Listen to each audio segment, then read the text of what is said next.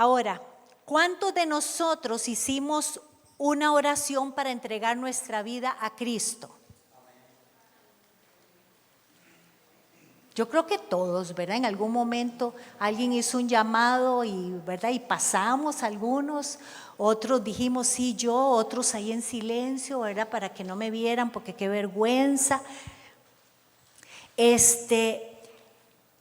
Tal vez, hermanos, cuando hicimos esa oración estábamos siendo presionados. No sé, tal vez digamos que fue un llamado y alguien dijo, si usted no le entrega la vida a Cristo se va a ir al infierno. ¿A quién le dijeron eso? Si usted no le entrega su vida a Cristo, va a ver que todo le va a ir muy mal. Entréguele su vida a Cristo y todo le va a salir muy bien. Tal vez, no sé, ¿verdad? Y va a tener muchas riquezas y cosas lindas en la vida y todo va a salirle muy bien porque usted le entrega su vida a Cristo. Pero hermanos, no importa cómo lo dijeron, cómo usted lo hizo, no importa.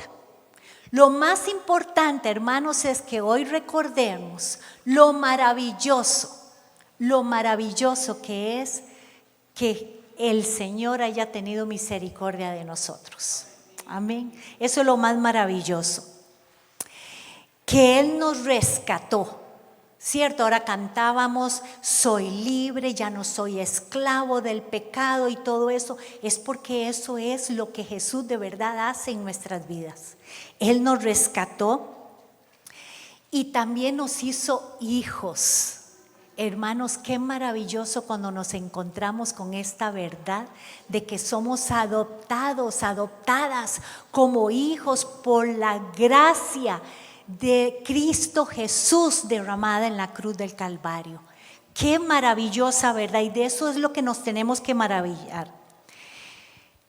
Ahora, es a través de Cristo y solo Él que recibimos entonces todo este rescate, todo este perdón. Es solo a través de Jesús. Y ya lo vimos la semana pasada, ¿verdad que sí? Lo estuvimos viendo. Esta experiencia que usted y yo experimentamos de conversión es absolutamente la pura gracia de Dios. Y eso es lo que vamos a ver hoy. Y quitar algunas mentiras que la iglesia contemporánea, o sea, la iglesia de nuestros días en muchos lugares están predicando otra cosa. Entonces, es esta experiencia, la gracia de Dios que prueba y hemos probado todos los que hemos nacido de nuevo. ¿Quién ha nacido de nuevo? Hermanos, definitivamente. Si usted todavía es el que era, entonces algo todavía, ¿verdad? Y no hay que hacer ningún esfuerzo, solo postrarse delante del Señor y decirle, Señor, haz algo en mi vida. Es como pasar más bien, vean, es como pasar de forma así como súbita, como de repente, de la pobreza más horrenda y extrema a la riqueza más maravillosa.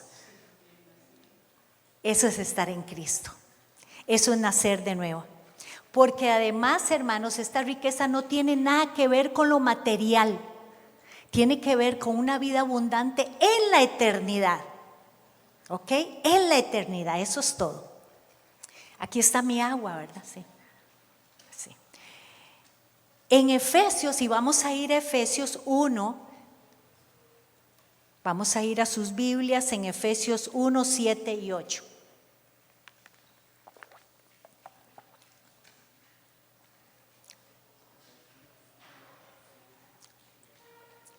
¿Todo lo tenemos? Yo no oí movimiento de hojas.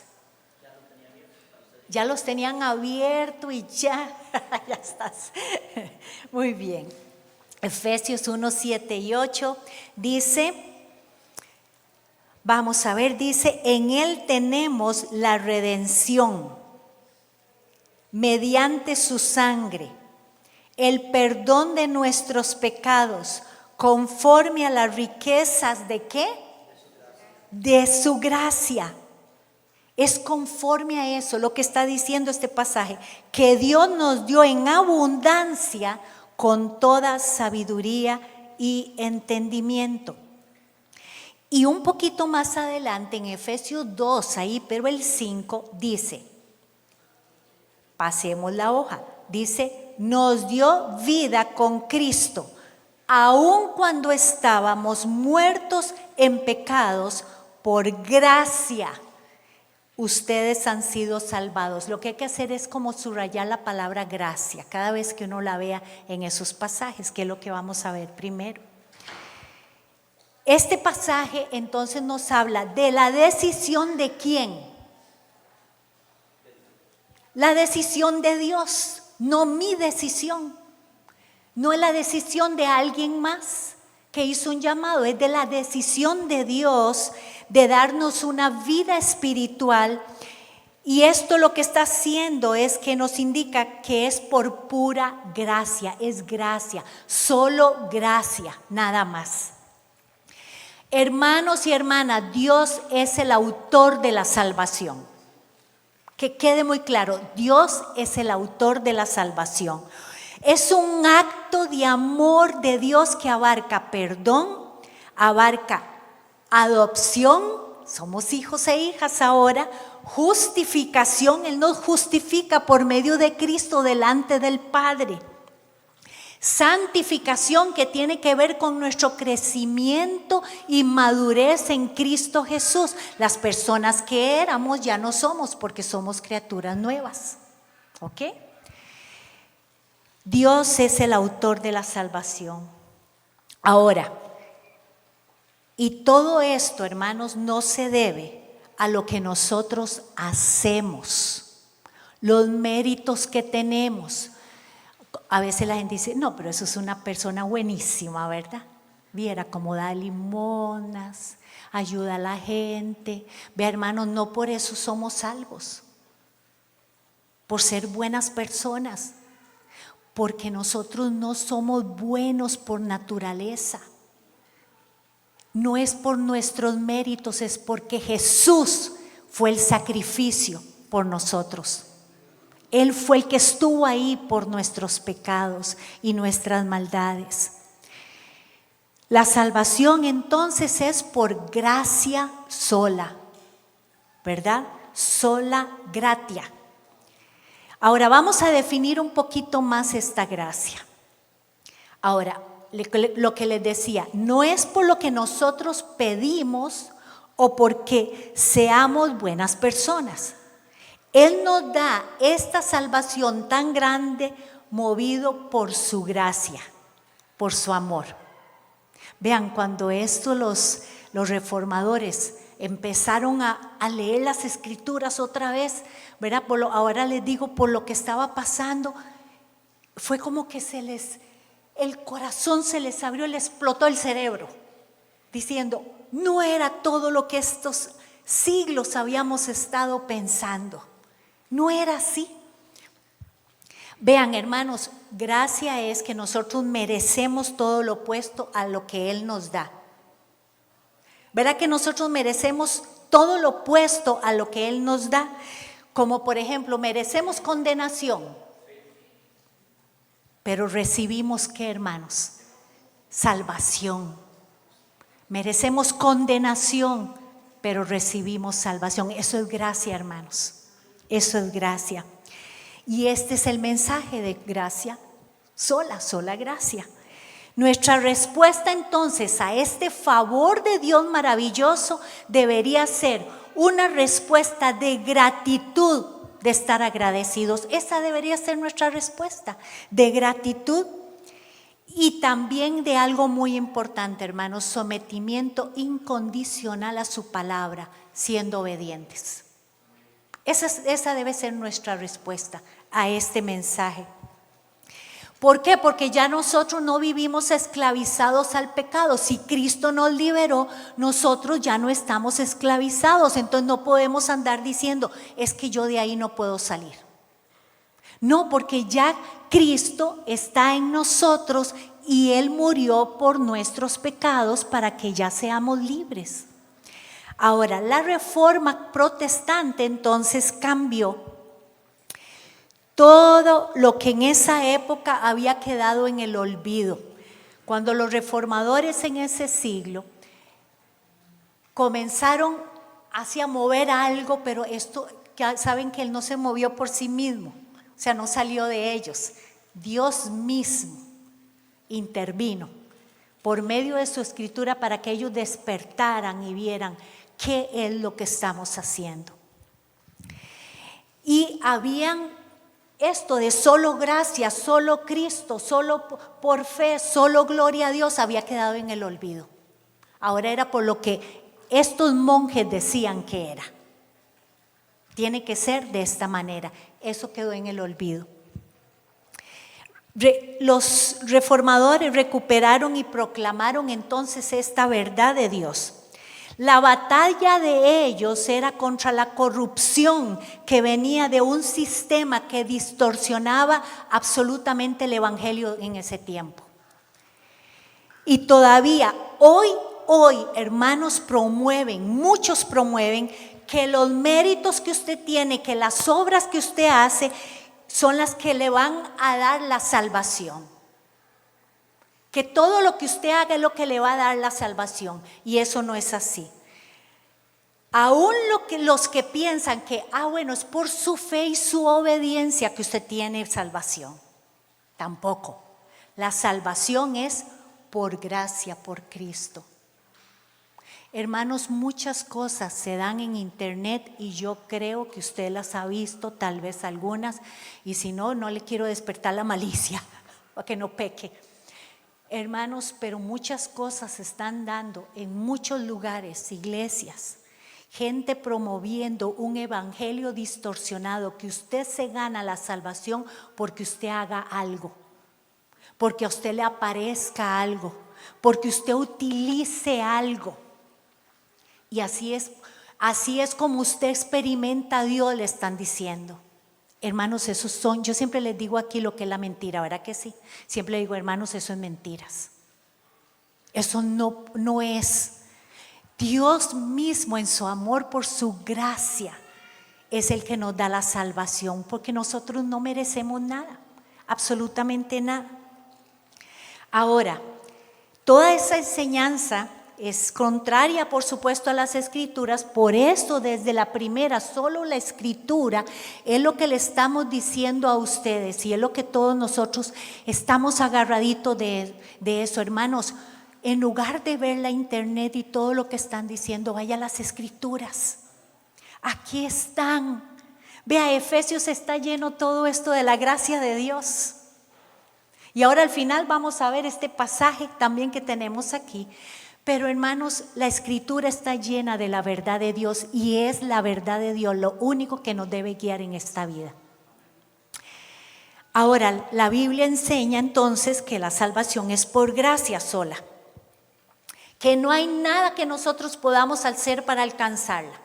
No hay ningún esfuerzo ni ninguna desesperación que tengamos que nos haga alcanzarla.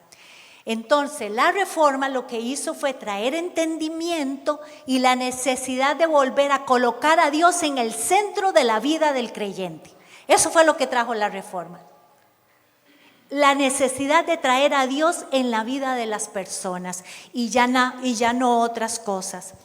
La práctica de la época, y les voy a decir algo que tal vez han escuchado alguna vez, la práctica de esa época era vender indulgencias.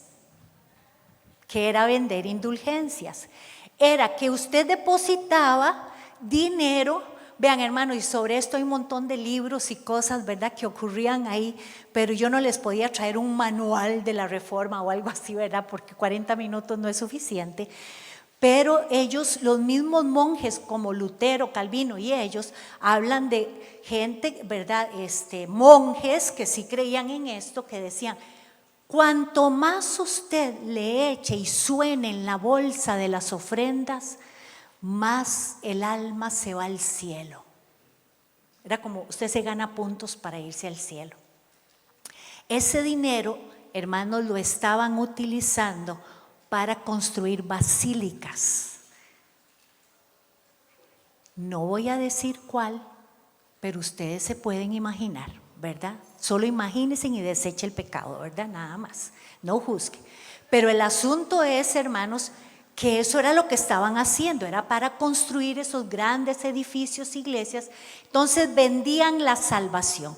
Usted compra, pone el dinerito aquí. Ahora dígame, ¿qué diferencia hay con la, ¿cómo se llama esta?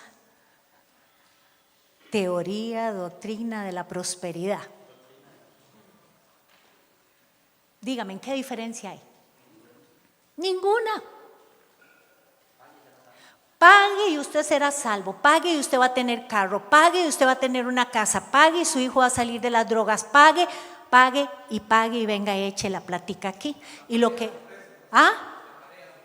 hasta pareja ofrecen. Ay, Marito, cuidadito vos. Hasta trabajando extras por eso. Oiga, Mario, te están acusando, qué hermano. Hermanos, no hay ninguna diferencia y esto ocurre yo no sé, ¿verdad? Si alguien le lleva la seguidilla a esto, padre, cada cierto tiempo esto vuelve. Porque la gente, o yo no sé, hermano, los predicadores piensan que la gente ya se aburrió de oír las escrituras y de estudiar las escrituras. Entonces tiene que haber algo emocionante que los ayude a dar ofrendas, estar en la iglesia, todos aquí, ¿verdad? Y llenar todas estas sillas que están vacías, ¿verdad? Hermanos, eso no sé qué es lo que está pasando, pero eso pasa.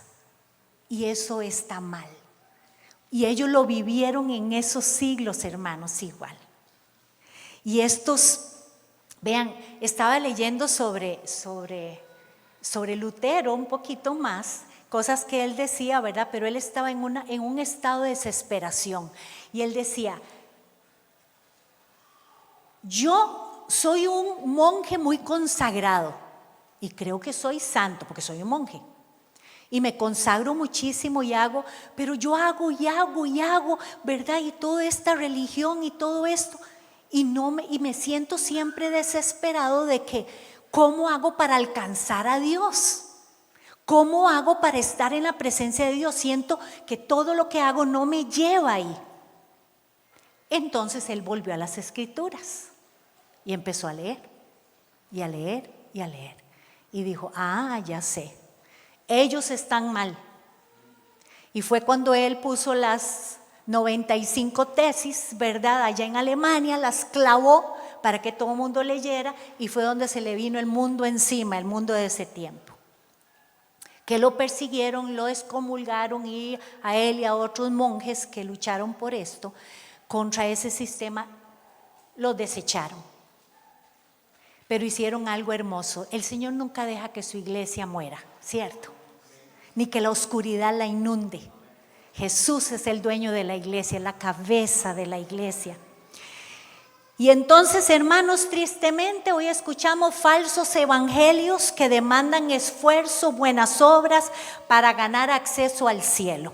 En resumen, ¿qué dice la Biblia sobre nuestra necesidad de gracia para ser salvos? ¿Cuál fue el costo de esa gracia? ¿Y cuál es nuestro futuro como creyentes en esta gracia?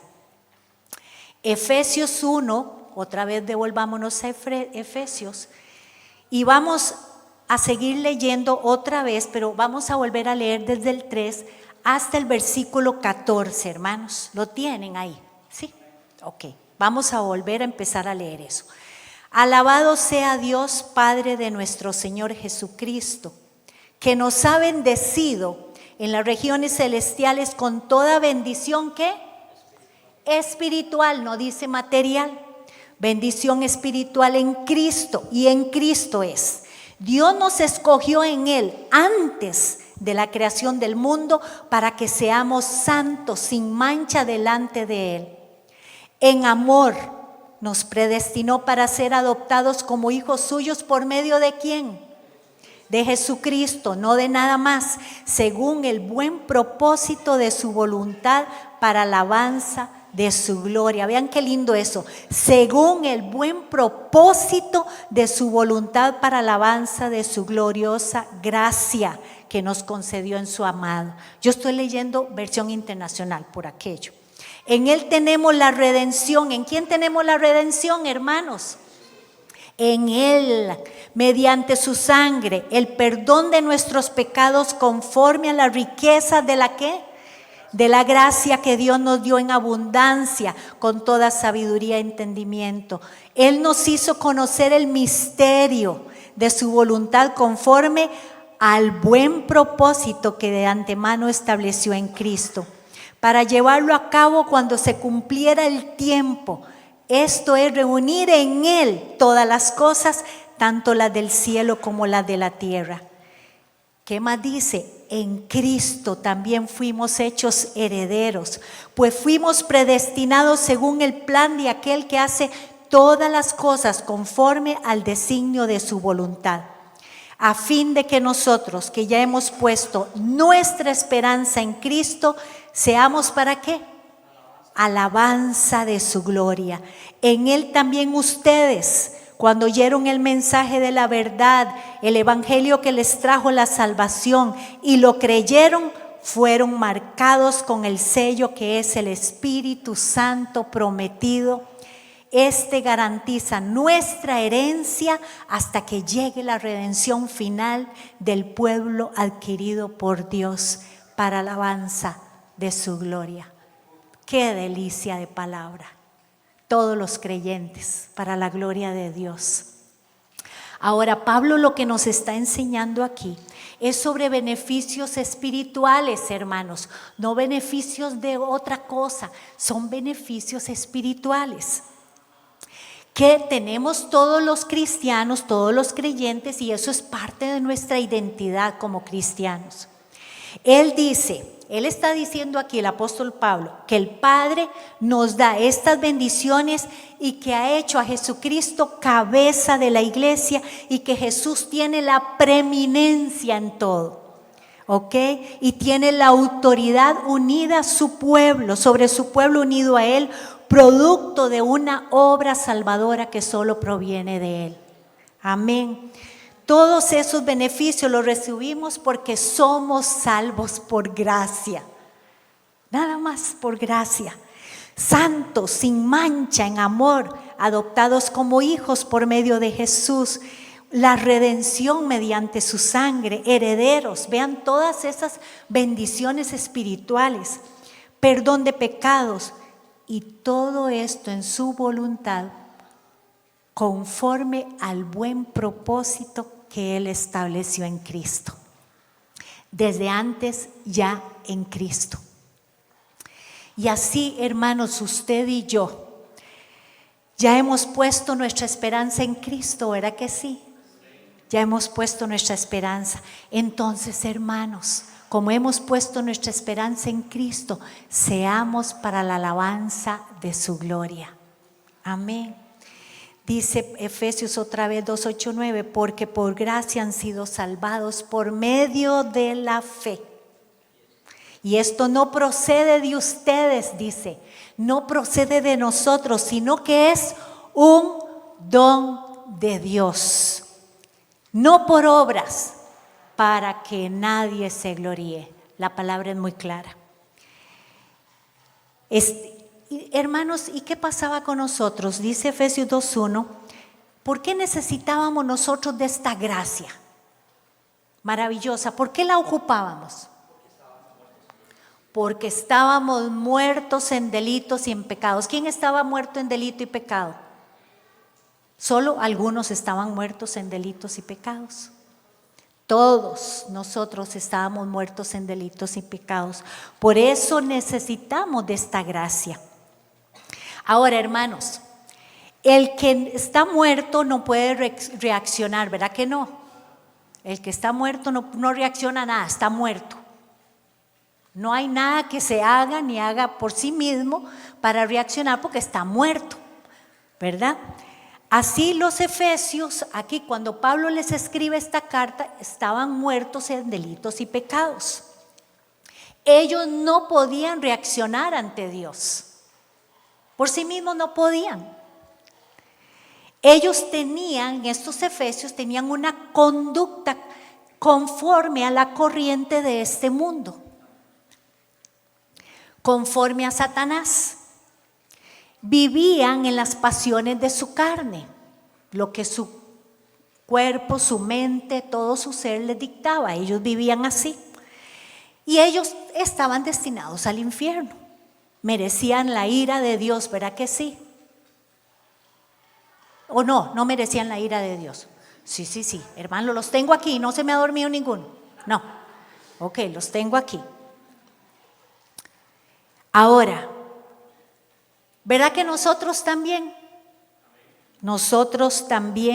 no podíamos reaccionar ante Dios? Hermanos, y esto es maravilloso, porque si uno entiende esto muy bien, que nosotros estábamos muertos en delitos y pecados y no podemos por nosotros mismos reaccionar ante Dios, ya íbamos teniendo un entendimiento maravilloso. Señor, yo no puedo reaccionar. ¿Qué es lo que hace en mí que reaccione ante Dios? La gracia de Dios. Como Él es el autor de la salvación, Él pone su gracia en nosotros para que reaccionemos ante Dios y ahora podamos levantar manos ante Él, podamos amarlo a Él y amar a otros, podamos ayudar y ser generosos con otros, porque nada de eso es nuestro, hermanos. No proviene de nosotros, de ninguna parte de nuestro ser, porque nosotros estamos incapacitados, absolutamente incapacitados.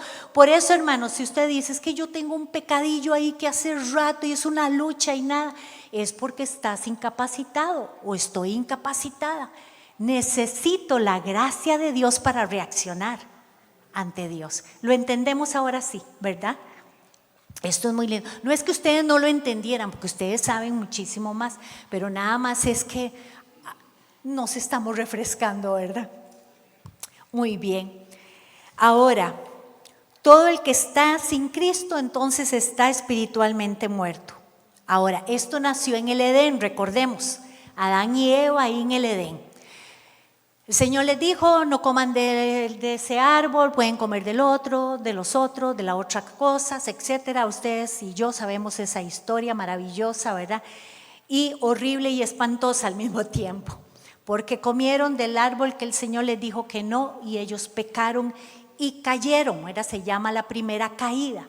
Ellos cayeron de lo que Dios les había dicho y entraron en pecado. Ahora, desde ahí, desde ese momento, ningún hombre ni ninguna mujer está capacitado para reaccionar entonces ante Dios. Nosotros no podemos por nosotros mismos relacionarnos con Dios. Esto es muy importante. Ni siquiera podemos, ¿verdad? Si eso lo tenemos bien claro siempre, entonces lo que vamos a hacer es que vamos a estar siempre sometidos a la gracia de Dios. Hermanos, no hay en nosotros ninguna esencia buena a nivel moral. Somos por naturaleza ya pecaminosos. Hermanos, hoy amanecí enojada. Y no sé por qué me sentía enojada.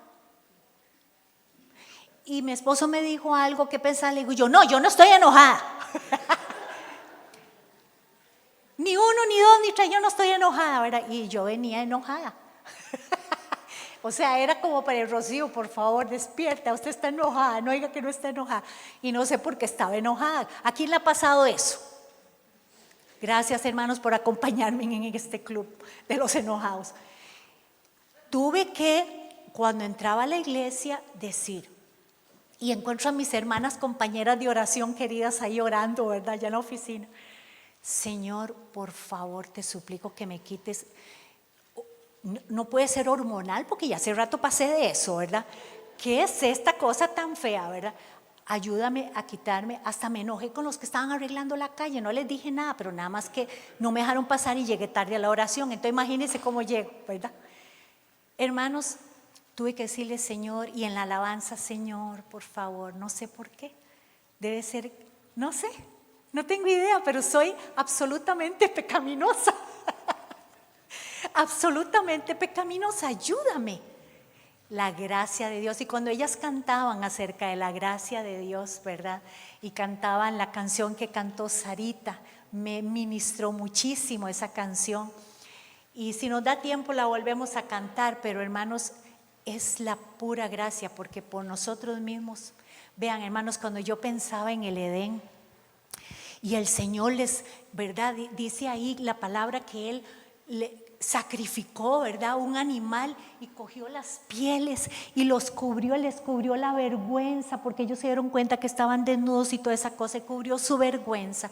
Pero después Él los sacó de ese Edén, ¿verdad? De ese jardín, y les puso, ¿qué les puso ahí para que no entraran? A ver si se acuerdan. Unos ángeles para que ellos, con espadas de fuego, para que no entraran. Hermanos, y pensé en algo que yo había leído en alguna parte, dijo, para que no entraran, porque el amor de Dios y su gracia infinita estaba ya presente desde el Edén, para que ellos no siguieran por la eternidad en ese estado pecaminoso, al ir y tomar del árbol de la vida y vivir para siempre en ese estado pecaminoso. ¿Qué les parece eso? Dios ahí mostró su gracia y su amor, y el Padre, ¿verdad? Se queda, estos chiquitos no pueden vivir para siempre, porque si los dejo aquí en este jardín van a ir por el árbol de la vida. Va de nuevo, ¿verdad? Y ahí sí se quedan así para siempre. La persona que diga que en el Antiguo Testamento no se ve la gracia de Dios, se ve desde el Edén.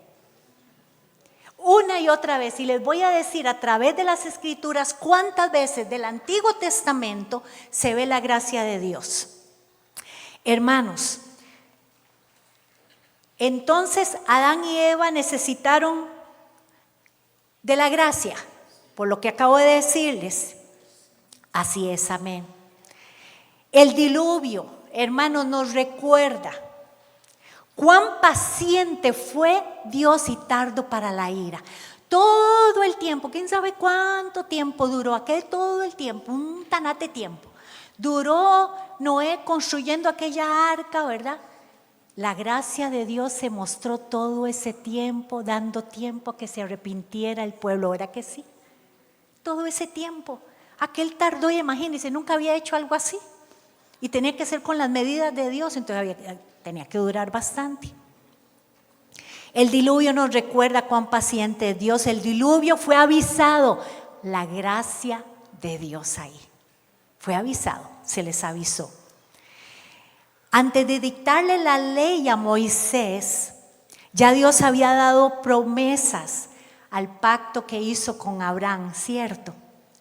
De liberación de esclavitud. Le dijo, un día, después de que el pueblo esté en Egipto 400 años, yo lo liberaré. Ahí hay palabras de gracia y misericordia. Y el pueblo fue liberado de Egipto. La paciencia de Dios con el pueblo de Israel una y otra vez lo vemos en el Antiguo Testamento, ¿verdad que sí? Una y otra vez su paciencia. Y hay otras naciones, vea, la gracia de Dios hacia otras naciones, Asiria, Nínive, Egipto. Dios mostrando con otras naciones que no era el pueblo de Israel, mostrando su gracia. A reyes judíos, montones.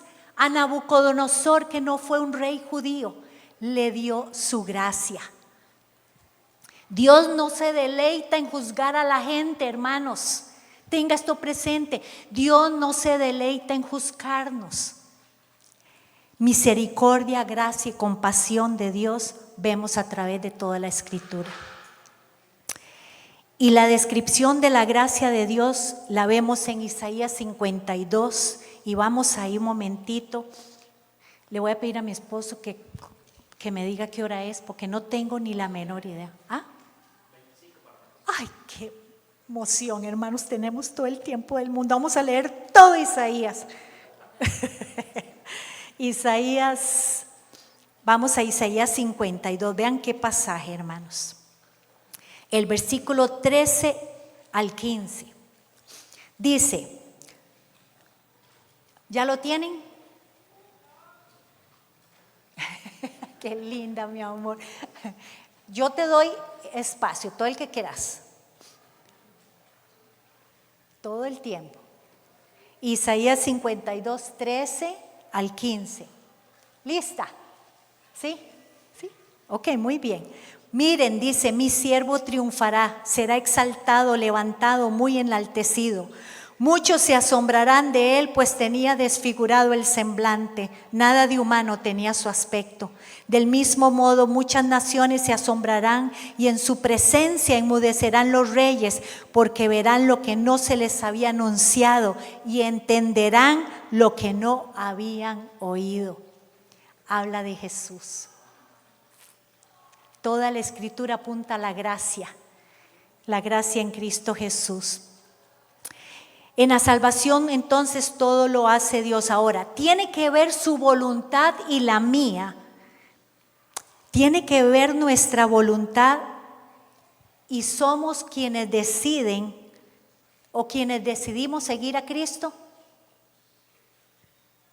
Vamos a ver, porque veo un montón de signos de pregunta. Tiene que ver, ahora voy a referirme solo a mí. Tiene que ver mi voluntad.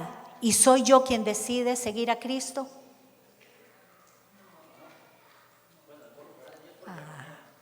Ok. El ser humano sí es responsable, usted y yo, de creer al Evangelio. ¿Ok?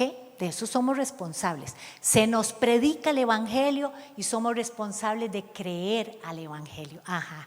Entonces, el milagro del nuevo nacimiento, pero el milagro del nuevo nacimiento es realizado soberanamente por Dios. Yo respondo al Evangelio, respondo a su palabra creyendo. Yo leo aquí, miren, mi siervo triunfará, porque lo verán muchos, ¿verdad? Etcétera. Y yo creo en esta palabra, pero soberanamente Dios hace algo maravilloso. Solo Él lo puede hacer. Porque muchos, hasta abogados, han estudiado las leyes del Antiguo Testamento, ¿sabían? Para las leyes. Pero yo tenía un amigo que estudiaba abogacía y él me decía, pero mira, es que dice esto y esto, ¿verdad? Y me acuerdo que él estudiaba en la UAC hace tanate de años, pero él no creía en Dios. Me dice, pero yo no creo. O sea, yo nada más lo he estudiado, yo no sé por qué ahí lo estudiaban para eso, ¿verdad? No sé. Gracie, que es abogada, no tengo, ¿verdad? Pero algunas de las leyes, pero le decía, pero yo no creo en Dios, yo soy ateo. Entonces, uno puede leer esta Biblia y no puede creer nada, la puede leer por historia, ¿verdad? Para ver si Josefo dijo lo que está aquí, ¿verdad? Que es un historiador romano, pero el leerla creyendo que esto es palabra de Dios, Dios hace algo maravilloso, soberano, y trae salvación a nuestras vidas, trae consuelo, la verdad de su protección, o sea, tantas cosas, hermanos, su amor. Ahora, todos somos salvos por gracia, no podemos buscarlo por méritos propios, no tenemos la capacidad para hacerlo, hermanos. La gracia embarga el alma del creyente con un sentido de reverencia, ¿verdad? Cuando decimos Dios, nos da un sentido de reverencia, de amor por lo que Él ha hecho y por quien Él es. Usted y yo somos la evidencia del favor y de la gracia de Dios. Ustedes y yo estamos aquí por la pura gracia de Dios. Amén. Solo porque a Él le plació y respondimos a su evangelio, a su palabra. ¿Cuál es el costo de la gracia? Hermanos, la gracia no es una emoción. Por eso cuando a uno lo mueven por emociones, haciendo ciertas cosas extra para mover nuestras emociones, ¿verdad? Porque somos creyentes, la gracia no es una emoción. La gracia no es de bajo costo. La gracia no está en liquidación, hermanos, no es de viernes negro. La gracia costó la sangre de Cristo Jesús, su sacrificio en la cruz. Es de alto costo. Dice Efesios 2:5, nos dio vida juntamente con Cristo, por gracia han sido— hermanos, no es posible separar la gracia de Cristo. No podemos separar ninguna de las dos, o una de la otra, perdón, porque es por su sacrificio que nosotros obtenemos salvación. El pecado entonces rompió nuestra relación con Dios, pero Dios lo resolvió Él mismo con el padecimiento de Cristo. Qué lindo, ¿verdad?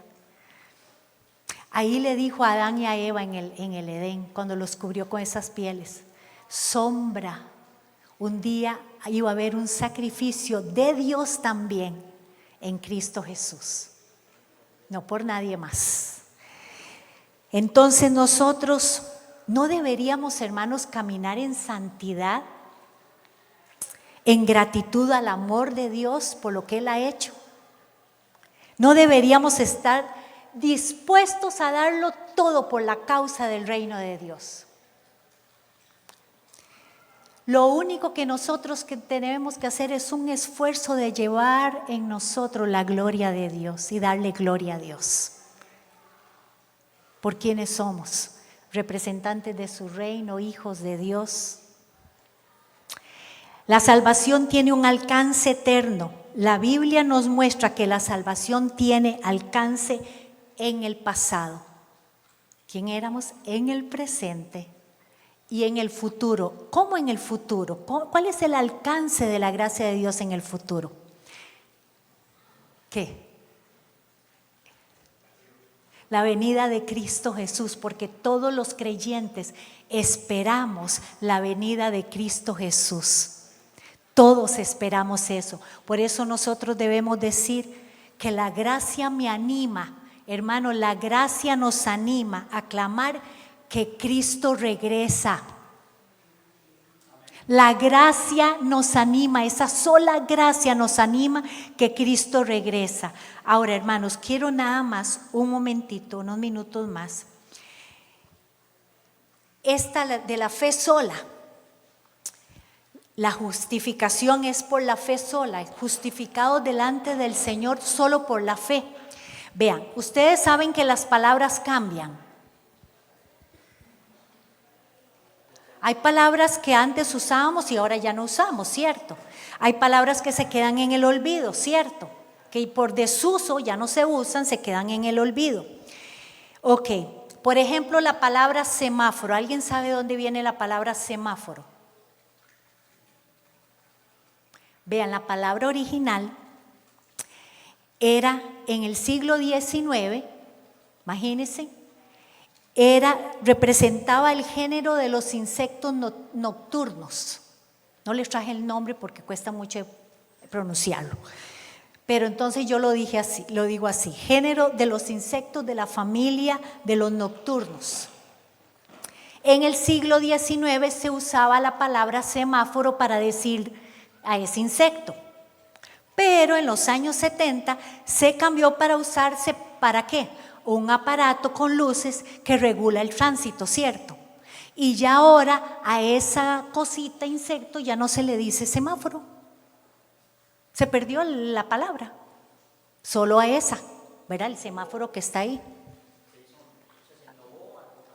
Sí, pero ya nadie la conoce como eso, de que ese insecto se llama semáforo. Díganme, ¿ustedes algunos conocen un insecto que se llame semáforo? Sí, le dicen, ¿qué le pasó, verdad? Me picó un semáforo, imagínense.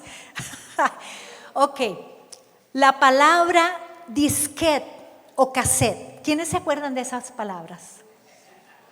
Disquete, cassette, ok. Los que ya peinamos canitas, sí nos acordamos. Chiquillos, ¿quién de ustedes sabe qué es vamos a ver, David, ¿usted sabe qué es un disquete? Ven, ellos ya no saben, hermanos. Ellos ya, esas edades, ya no saben qué es eso. Ok. Estas palabras, disquete o cassette, fueron usadas por los jóvenes de los años 70, 80. Nosotros éramos los jóvenes de ese tiempo. Pero el avance de la tecnología lo hizo obsoleto, ¿verdad que sí? Ya no. Porque ahora, por ejemplo, un disquete ya no tiene ¿qué eran? Megabytes o qué sé yo, ¿qué era? Ya ni me acuerdo qué era lo que tenía ahí adentro, ¿verdad? Ahora es otra cosa. Y los cassettes eran 90 minutos de música. pare contar y dele vuelta. Ajá, 60, 90. Y si se enredaba, ¿qué hacía uno? Si es cierto, con un lapicero. Ahí para volver a rollar y ojalá que no se le rayara porque aquello quedaba ya. Ok. Entonces el avance de la tecnología hace que algunas palabras queden en el olvido o ya, ¿verdad? Ya no se usen. Ahora veamos la palabra fe. La palabra fe también ha experimentado cambios con el paso del tiempo, es cierto, hermanos.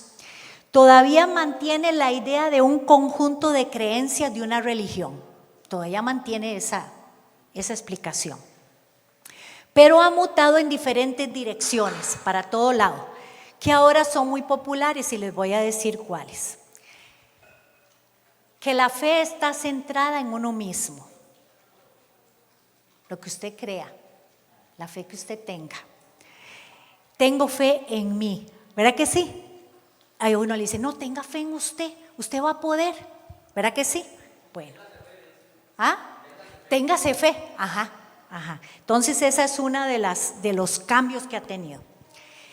O es un cierto anhelo o deseo potenciado como a la quinta, ¿verdad?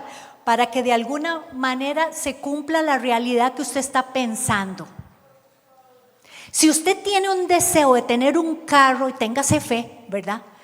Un carro o una casa o lo que sea, y usted potencializa eso a la mayor fuerza posible que le salga de algún lado de su ser, ¿verdad?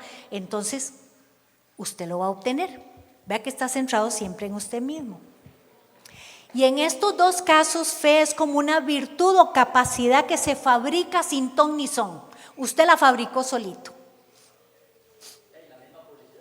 La misma. Ajá, a monje le tengo fe. Exacto. ¿Ve? O sea, usted fabrica y la gente fabrica este tipo de cosas. Los cristianos de hoy también han adoptado esta fe, entre comillas. Le han dado vida propia, como si tuviera vida, y la han convertido en una especie de fuerza espiritual que se activa desde lo más adentro de su ser, ¿verdad? Y hasta tiene el poder de mover la mano de Dios como usted quiera. Esa es la fe contemporánea que está pasando mucho de este tiempo. Los reformadores, como yo les dije al principio, ellos volvieron a las Escrituras y pudieron comprender la realidad de la condenación del ser humano. Estamos condenados, muertos en delitos y pecados, y que estábamos separados absolutamente de Dios y teníamos una incapacidad total para lograr la salvación por nuestros propios medios, religiosos, morales, lo que sea. Entendieron ellos y se sintieron sin esperanza a pesar de todo el esfuerzo que hacían, dando limosnas, echando ofrendas, haciendo esto, haciendo lo otro, rezando y que santos y que aquí para allá y allá para acá, ¿verdad? Tratando de ver cómo lo lograban. La fe bíblica a la que se refirió Lutero y todos ellos tenía que ver con la forma en que el ser humano se puede relacionar con Dios, con el Dios 3 veces santo. ¿Cuál es la forma de relacionarme con Dios? Con ese Dios santo. Y ellos se desesperaban mucho porque decían, no encuentro la manera de agradarle a Dios. No encuentro, no me siento en paz, siento que no le agrado a Dios todavía. Y entonces seguían haciendo cosas. Y esto va mucho con la gracia. Por ejemplo, vean lo que expresó Lutero. Dice, por fin, la misericordia de Dios, meditando día y noche, presté atención a estas palabras de las Escrituras. Porque en el Evangelio la justicia de Dios se revela por fe y para fe.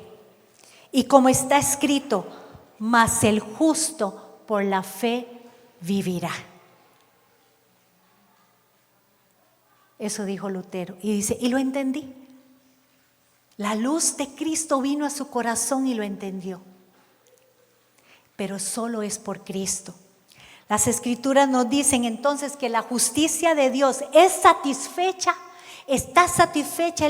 La ira de Él no va a caer sobre nosotros porque Cristo Jesús murió en la cruz del Calvario y derramó su sangre. Solo por eso. Ahí está la justificación por la fe sola. Hermanos, esto es así. Y que nadie nos engañe. Que nadie nos engañe. Por favor, que nadie nos engañe. De que la fe, que la gracia viene por otra cosa que no es por Cristo Jesús y su sacrificio. El Cordero único inmolado para siempre. Amén. Y podemos nosotros tener la fe de proclamar que Jesús regresa, ¿verdad que sí? Pero es porque Él lo ha puesto en nosotros. Esa fe que tenemos en Él, lo que creemos, es porque Él mismo lo ha puesto. No es una fuerza interior, es porque Él mismo lo ha puesto. Amén. Vamos a orar, vamos a cerrar nuestros